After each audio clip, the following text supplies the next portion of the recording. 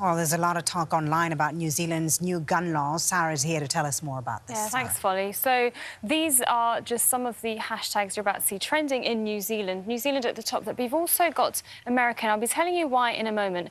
Now, it's not trending now, but was earlier. The hashtag was gun control. Now, the majority of that reaction to the banning of military-style guns and rifles has been overwhelmingly positive. In fact, many New Zealanders are proud of just how quickly their Prime Minister has taken action.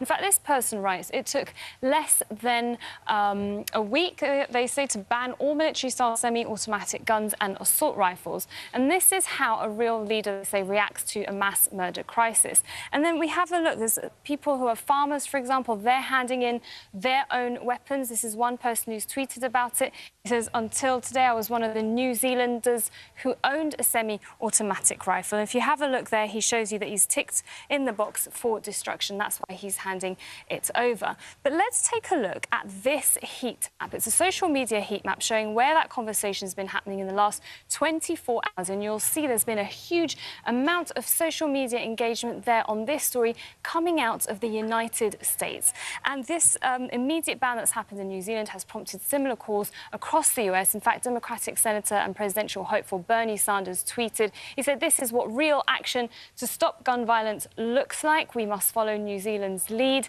take on the NRA. Of course, that's the National Rifle Association in the US. And also US Congresswoman Alexandra Ocasio-Cortez tweeted, Sandy Hook happened 6 years ago. Of course, that was a mass shooting. And we can't even get the Senate to hold a vote on universal background checks. But there are some concerns also that are happening, of course, amongst New Zealanders, especially with a new buyback scheme to get people to hand in their firearms. Now, the programme is estimated to cost the government at least $150 million, depending, of course, on the number of weapons received and valuations. Now, some online have pointed out the ban excludes two types of firearms. Those are commonly used for hunting, pest control, stock management on farms and duck shooting, which still means that people could potentially use them for other things.